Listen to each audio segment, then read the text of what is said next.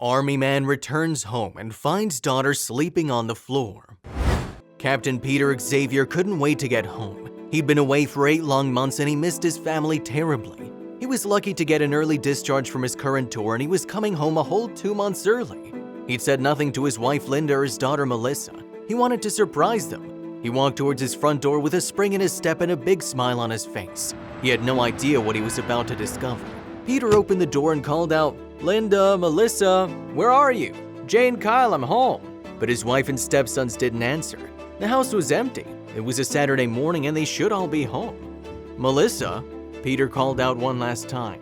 "Daddy," cried a faint voice, "I'm here in the kitchen." Peter ran to the kitchen door and was surprised to see that it was locked. He turned the key and opened the door. Melissa was standing there with tears in her eyes. "Daddy," she sobbed, "I've missed you so much."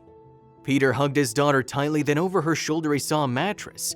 "Melissa," he gasped, "why are you sleeping here? Where are Linda and the boys?" Melissa looked frightened. "Please, Daddy," she said, "please, it's all right." "Tell me," Peter said in a stern voice, "were you locked up and sleeping in the kitchen?" Melissa started sobbing.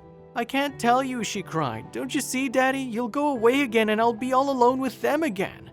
Peter put his arms around his daughter. "I promise you, Melissa, you have nothing to be afraid of ever again. Now tell me what's going on." 6 months ago, Linda said Jane and Kyle were too big to be sharing a bedroom, she explained. So she moved me out of my bedroom and Kyle moved in. I sleep in the kitchen on this mattress. Peter was furious. When he married Linda, he treated her 2 sons from a previous relationship as his own. He believed she'd done the same for his little orphan daughter. "Where are they now?" Peter asked, "and why were you locked in?" "Linda took the boys to Florida for the weekend to celebrate Kyle's birthday," Melissa said. "So she left me some sandwiches and locked me in here because she thinks I'd steal her things." Just then, someone knocked on the kitchen door. Peter looked through the window and saw a slim, sweet-faced woman with a covered plate in her hand. "Melissa, it's Karen," she said. "Who's Karen?" Peter asked Melissa. "She's a new neighbor," Melissa said. "She's really sweet and kind. I think she suspects something because she always brings me treats."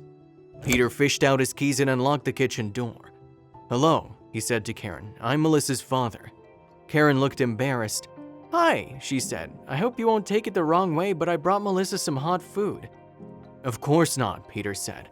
"Thank you for your kindness to my daughter. I've just realized what you've probably known for some time, but I'm putting things right." "I knew Melissa was left alone," Karen said. "She'd always say she couldn't open the door to anyone, but I knew something was very wrong. I was gonna call social services, but I was afraid I'd just make things worse." Peter assured Karen that everything would be put to rights and thanked her again for her kindness to Melissa. Then he started thinking about how he was going to solve the problem with Linda and her sons. On Sunday afternoon, Linda and the boys arrived home to find 3 mattresses on the lawn, and on top of them were piled all of their belongings. Linda was furious. "Melissa!" she screamed. "I'll get you for this!" But when the door opened, it wasn't Melissa standing there, it was her husband Peter, and he didn't look the least bit friendly. "Hello, Linda," he said calmly. "Peter!" Linda gushed. "Baby, what a wonderful surprise!" "I think I was the one who had the biggest surprise, Linda," Peter said.